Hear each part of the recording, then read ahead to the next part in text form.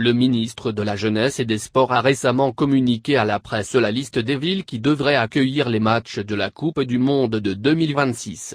Il nous détaille ci-après le coût et l'état d'avancement des stades à construire ou à rénover qui seront, selon lui, opérationnels avant 2026.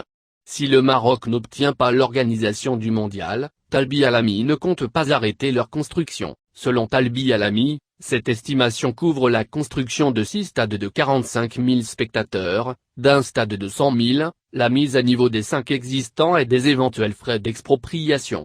Cela fait 12 stades au total, plus 2 autres déjà budgétisés bien avant la candidature du Maroc. Nous avons localisé les emplacements de tous les stades à construire hormis un seul à Casablanca, mais nous serons prêts avant le 15 mars, date du dépôt à la FIFA des données pour étayer notre dossier de candidature. En tant que membre de la commission, ma mission se limite à construire ou à mettre à niveau des infrastructures, les autres ministères s'occuperont de leur partie, tourisme, point. Tous les terrains retenus appartiennent aux fonciers de l'État afin de ne pas perdre du temps et de l'argent dans des longues procédures d'expropriation avec des propriétaires privés, explique le ministre. Le ministre poursuit que les 5 stades existants doivent subir des modifications, Marrakech, Tanger, Agadir, Fès, Rabat, mais qu'il reste à construire les 9 suivants dont 2 étaient déjà budgétisés. Tétouan, ce stade n'entre pas dans le budget total car sa conception remonte avant la candidature du Maroc au mondial. Le chantier est très avancé car les travaux de fondation sont terminés. Il devrait donc être disponible en 2019. Oujda, il fait partie des stades programmés avant le mondial. Nous avons identifié et acquis le terrain. Les études de conception architecturale sont achevées mais il reste à mobiliser les fonds disponibles avant de lancer le chantier qui durera 3 ans. Casablanca, nous avons prévu de construire 2 stades. Un grand qui coûtera entre 1,5 et 2 milliards de dirhams car il devra accueillir 100 000 spectateurs. Nous avons déjà localisé le terrain et la procédure d'expropriation des propriétaires privés est presque finie. Il sera situé à Mansouria près de Benzlimane.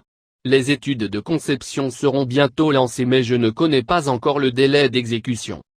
Le deuxième accueillera 45 000 spectateurs mais nous n'avons pas encore trouvé le site. Nous privilégions un foncier public mais en cas de force majeure, nous devrons procéder à une expropriation. Marrakech, Nador, Meknès, Ouarzazate et El Jadida, tous ces sites ont été identifiés mais il reste à les acquérir. Talbi Alami affirme donc qu'en dehors du site casablancais de 45 000 spectateurs, 8 terrains ont été identifiés mais que l'ensemble sera prêt avant le 15 mars sans quoi le dossier sera incomplet.